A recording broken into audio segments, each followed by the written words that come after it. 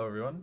Today we will be reviewing Raiden, a Diamond 3 tank. We're going to start off with some Rein and then quickly move into D.va and Hog. So if you're only here for the Hog portion, you can use the timestamps in the description to skip ahead.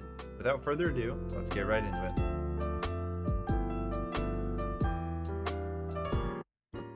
Alright everybody, back with another review. Spoiler alert, I have watched this VOD twice actually.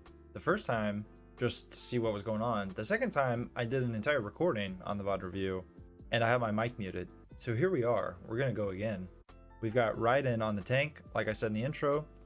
He's playing Rein, and then he's playing D.va, kind of, and then he plays Hog. The thing is that I spent, about 40 minutes on the first recording, and I feel like we didn't really get that much out of the gameplay on some of it. So I'm gonna skip the parts that really don't have much to talk about. So I'm just gonna give you guys a very quick summary. Hang with me for like 2 minutes here. We played Rein for the first 3 minutes of this game, and I'll have the code up on screen if you want to watch it yourself. Totally up to you what you do with that. But we played Rein for 3 minutes, and although we played Rein well, there was really only one thing to talk about that entire 3 minutes, because their comp just has nothing for us to do. Like we can't really fight against their comp very well. And so what I do want to talk about, the only thing I want to talk about is your shatter usage. So we're just going to skip right on ahead to that, and I'm just going to cut out the rest of the Rein footage, and we'll watch the D.va and the Hog. And the D.va is almost the same too, but I do have a little bit more to talk about there, and then there's a good amount to talk about with the Hog. So we're just going to kind of skip over the Rein, kind of skip over the D.va, and then that'll be that. And this is what I wanted to talk about on Rein. So we're going for shatter, right? And my idea is you're going to want to hit the Ana, because the Ana is basically the only one that you can hit, because Tracer, the Mercy, and Sojourn have been playing on the high ground pretty well. It's going to be pretty hard to do anything against that. And then the Monkey can jump away or just straight live even if you shatter him. And so the Ana is going to be our #1 target. But this is what actually happens, right? We kill the Ana, and at this point we need to be thinking that the Mercy wants to go in for res. We have to be thinking that every time you kill someone and they have a Mercy on their team, you're like, are they going to res this player? It has to be an automatic response, and you have to build it up over time if you don't already have it. The idea is if Mercy is going to res this, we can shatter the Mercy and then get the kill on the other support, effectively killing both supports and just winning the fight right here. And this is what actually ends up happening. We're just not really ready for the res, right? We didn't even really see it. We weren't really looking for it, and she gets it off. We'll continue this fight though, because we do end up getting the kill on the Ana, so we kind of just trade res for shatter. And I will say your shatter was good. This shatter was good, but it was just unnecessary. Not because you would have won the fight without it, but because you could have just shattered the Mercy 10 seconds earlier, and then this fight would have already been over. But hey, you do get the kill on the Ana. I said shattering the Ana would be good, and you do end up going on and winning this fight. So in the end, the outcomes are the same. I just think there was a faster and better path to winning the fight. And we're going to move right on to the D.va gameplay now. Also, a little note about last fight is that we actually lost. So I know I just talked about how we won that fight. We did not win that fight. We lost that fight. And maybe shattering the Mercy. In fact, I'm almost sure shattering the Mercy would make you win the fight. You would just totally win the fight. It would be 5v3 and they have no supports. So that is something we could have done to turn that fight and potentially turn this match around.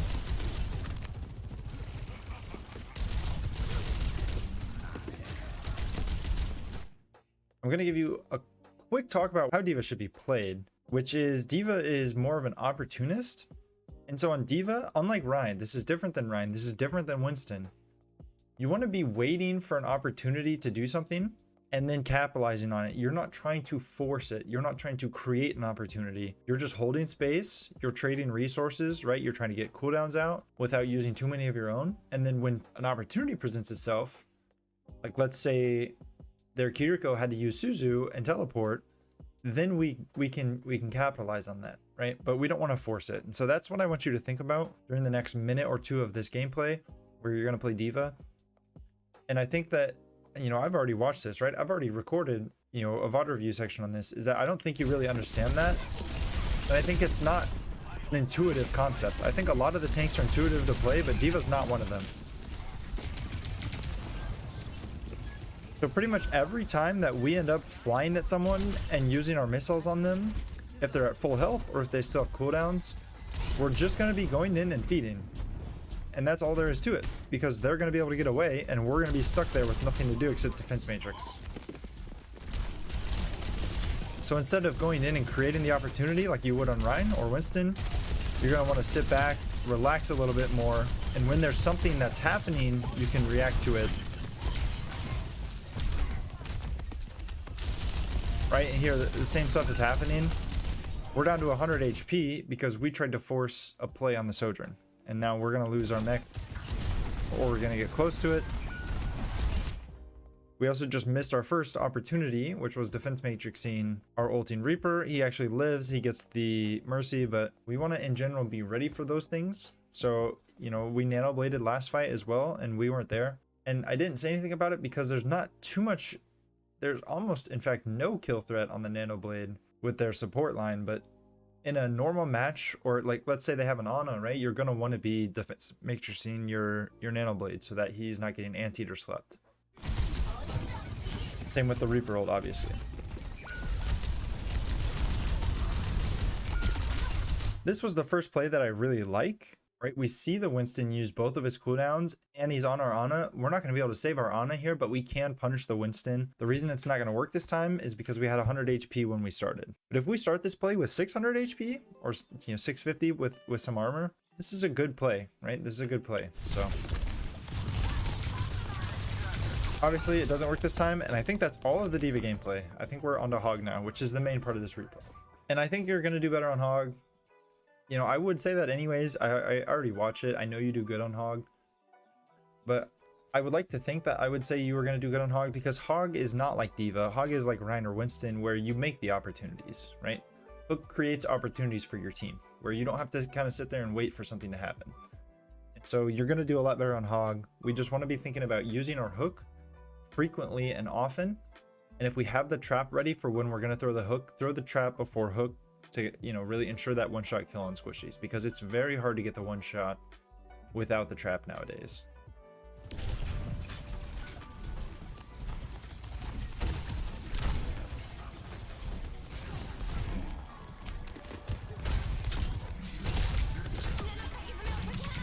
Good here. I do need to mention that this Winston, if he is a better player, can live, right? If he just turns around and jumps, he's out of there.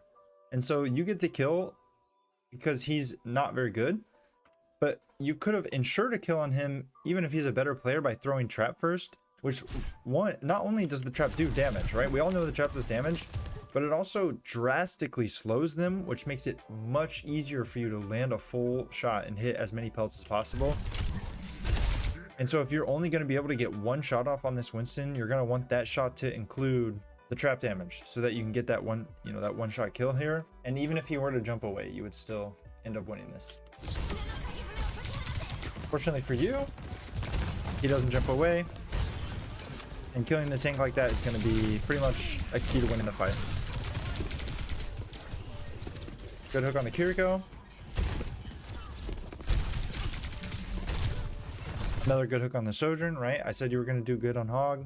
You're pretty good the whole round. I do need to say though that you should be throwing trap before going for hooks on squishies. If you have trap down before you hook that Sojourn, you're gonna get the one shot. So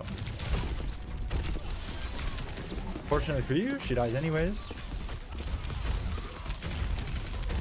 And this time throwing the trap first was good. You did that correctly, but we weren't reacting quick enough to bubble. I'm not sure if that was a reaction or just you didn't really think about it, right? Right, so it looks like you were already kind of in the action of throwing the hook, where you didn't really have enough time to think about it. So we'll say that was a good play for Winston. But either way, right, just because you exist and you have hook and you are taking the space, he has to use his bubble. And when he uses bubble, he basically can't engage for 12 seconds or you will just kill him. So it doesn't really, you know, nothing really happens here, but it works out anyways. We waste trap there. I'm not even gonna go back. There was just really no need, no use. And this is good, right? We force cooldowns. We're denying his engage. We're doing everything we need to be doing.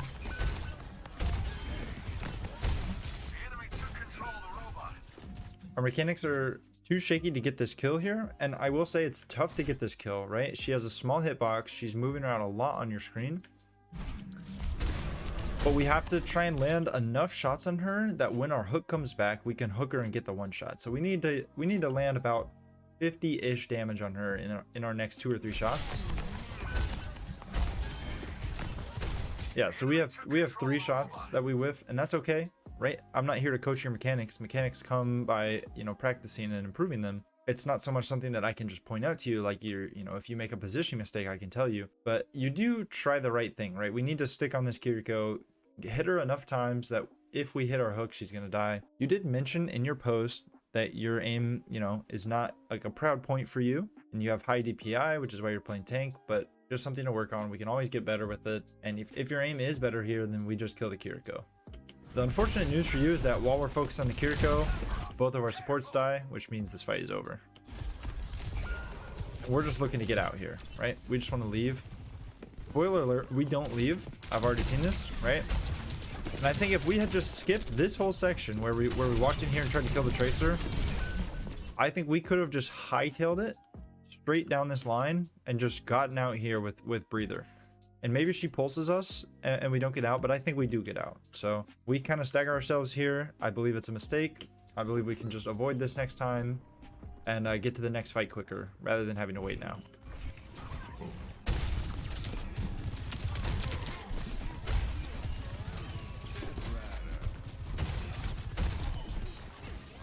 They're just giving you a whole lot of space. You don't really have to even do anything. We take it. Another good hook, right? You're not ever expecting to get a kill, especially shooting from the high ground to the low ground. It's very hard to get that kill. Even if you had hooked a squishy, but you hooked the tank. The good thing is that even when you get that hook, you might be able to force out some cooldowns. So maybe Winston panics and uses bubble. Maybe his supports use Suzu, whatever it may be. It's still good.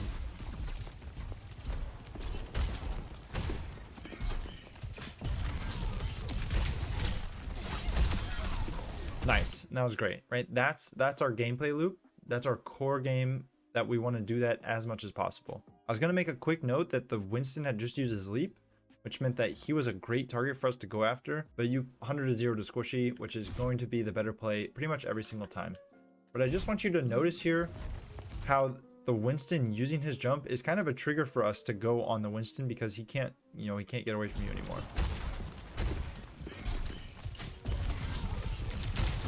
But this was good, right? Absolutely no problem with that.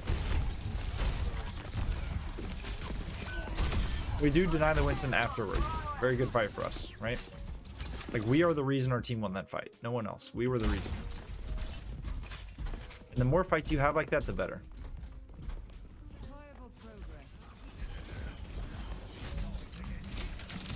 Looking for a hook here. Nice try. Can't hit all of them. And we take the closest cover we can find. I think I would prefer if you went here, right? Because here you're going to be, you know, more able to block the monkey when he tries to go on your team. Whereas here you're going to probably just be too far, right? Like if monkey jumps, I have no idea where he's going to jump. You have Tor Brig, but if he were to go anywhere in this area and you were standing here, it wouldn't matter, right? You're close enough to do something about it. But here what's going to happen is he's going to jump far enough where you can't do anything and you're just going to have to like kind of wander over to him, and that's going to be that.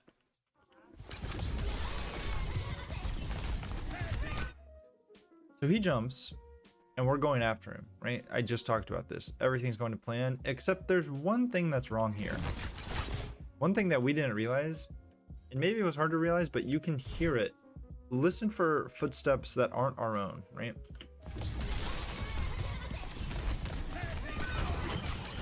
Right, we heard it that time.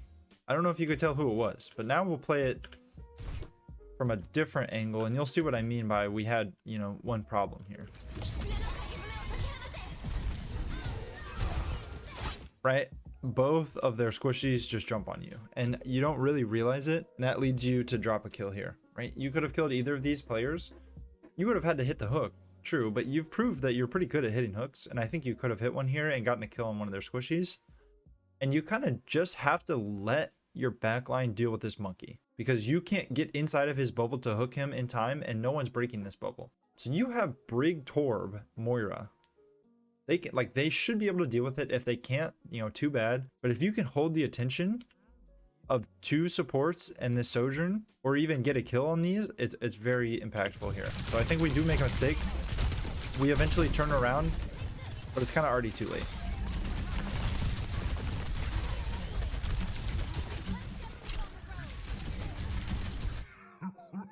All right, I do this in every video. I'm gonna do it again. Theoretically, what do you think you would rate this ult out of 10? From the use, not from what actually happens with it, right? I don't care about the results. We're not results oriented here. When you press Q, what would you rate this ult out of 10? Because I'm gonna rate this one a 1, a gracious 1. I don't even know if I would go that far. This is almost as, this almost is like pressing your ult in spawn. That would be a 0. This one's not good either though, right? We don't have a single person on our screen when we use this, and Roadhog is really used to mainly just explode a tank or deny a touch. And obviously we're not denying a touch, right? This isn't overtime. We're not on some control point. But they do have a Winston. We can wait for Winston to jump and then absolutely explode him. And here we just use it because we can. And it ends up working out. I'm like, we don't get a kill, right? But we hit our hook, which forces a lot of cooldowns, right? They use bubble, they use TP, they use Suzu. They give up all this space, right? The result is good. The result is good. But the actual use was not good. Not good at all. Unfortunately, we're not going to see another Roadhog in this game. And it is unfortunate. I'm not sure if this was a one-off scenario for you, but this is something you're going to have to think about yourself, right? Do you usually use ults like this? Because if so, that's going to be one of the biggest things for you to improve. But if this was a one-off panic ult for whatever reason, then yeah, not too much to learn here, right? Just don't do it again.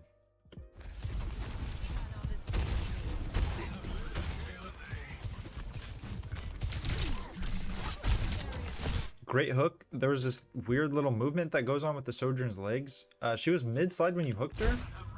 I'm not sure if that's why she moved like that, but there is some weird stuff that happens when you're hooking someone from high ground to low ground. So you're gonna have to aim higher normally, but she really boosted up there. Which made it almost impossible for you to get the kill. Another thing that made this really hard is that, we'll slow this down, the Mercy beam was on her the whole time, and Mercy switched to healing, which really took away some of the damage from your hook impact and made it a lot harder to get that kill. Right, so Mercy's on healing. So by the time Sojourn gets to your trap, she is completely full health, and I think it's 30 damage from the hook impact is already gone, which makes it really hard for you to get this kill. But again, the hook is good, the trap was good, right? You're taking up a lot of attention, right? You are distracting basically the whole team. It would be better if their monkey was engaged, because then he'd be getting no help, but you obviously don't control that. You're just doing what you can do. And again, nothing bad to say about that play. Very good. All right. With this fight, this is probably my favorite fight of yours. Like in the whole hog gameplay. Maybe that other one was good where you hooked the Sojourn and killed her, but that one was very straightforward, right? You didn't make any tough decisions. This one though, you make the correct decision, which is you're gonna have to ignore this monkey because the Sojourn is the bigger threat here. And the problem is that your team wasn't able to deal with that monkey engage on their own. And so the Tracer lands a pulse, and then the monkey jumps on the Cassidy, who is in the bubble, isn't getting healed. And so your team is going to lose this fight, but you realize that you need to deal with this ulting Sojourn because she has the potential to kill your team. And that's what you do. You hook her.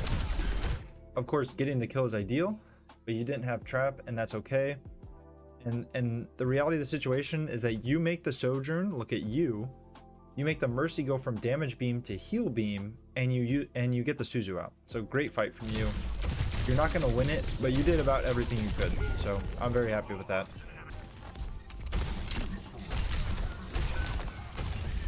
Good hook. We did waste trap earlier. I'm not sure if we were going to look for a hook, right? So this trap right here, it does look like we're going to look for a hook. So I wouldn't say it's a total waste. But I would say that if you hadn't used this trap, you would have it for the Winston, and you can probably get the kill on him here, right? Maybe you get the kill there if you have trap. Maybe not, mate. You're right. Maybe he jumps away on the first shot instead of the second one. But just something to think about, of course.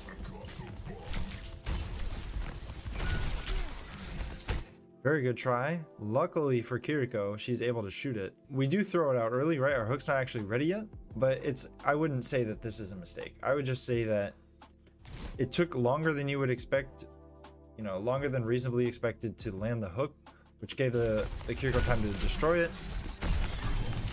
Nice try. You get the Suzu out anyways, like it's still good, even if you don't get the kill. The hook is still good.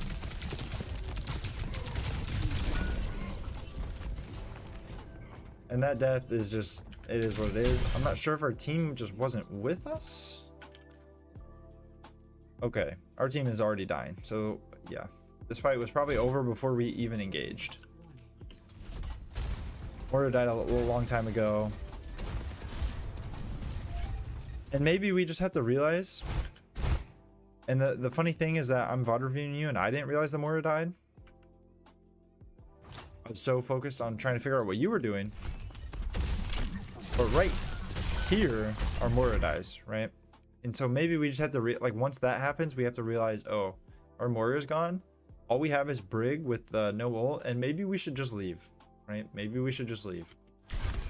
And so that's another area you could improve on, just recognizing when it's a good time to fight, when it's not a good time to fight. I would have made the same mistake in your position, but that doesn't mean it's a easy mistake to make or whatever. It just means I would have made it. You also made it.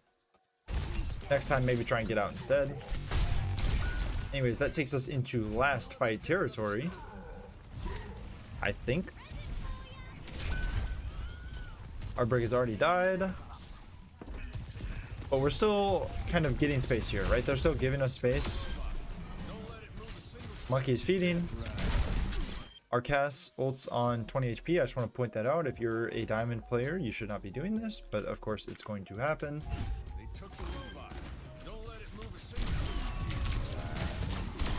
I think you ate one shot for him though, so I don't know if it was on purpose. But you did save his life, so cool. And your team wins the fight. I mean, you did get a kill and saved Cass's life. I don't know if you really had to think about either though, it just kind of happened. And this is going to be the last big mistake that we make this game, right? Because it's the last fight. We're trying to just keep our BAP company. We're trying to be Tracer Guard, right? We have Hook. And if we do kill the Tracer, it is a big play, right? It is a big play, but the thing is that there is 10 seconds left on this game, and someone's going to have to be on that cart.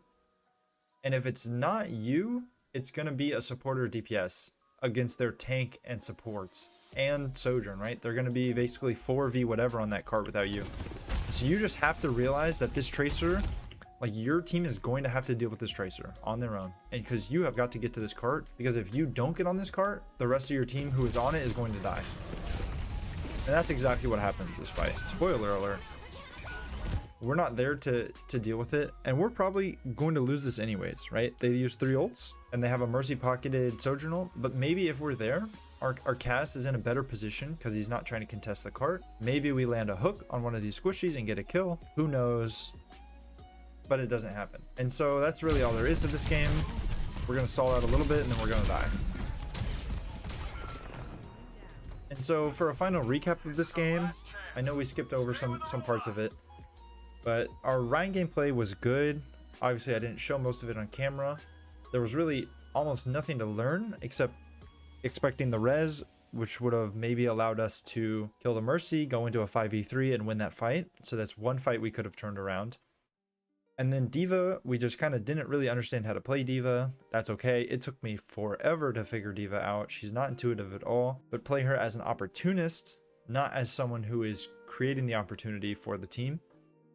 And then our Hog gameplay was very good. However, there's still stuff we can fix, right? We've wasted 2 or 3 traps during that gameplay. Our hook usage is good. Our hook accuracy is great. Our one ult was pretty much totally wasted, right? So we could fix up our ult usage a little bit. And then we got too distracted at the end. We didn't realize where we needed to be in the fight. We basically got lost, and that could have been game changing there too. So a couple things you could have done to maybe win this game. I will say that it's probably a stretch.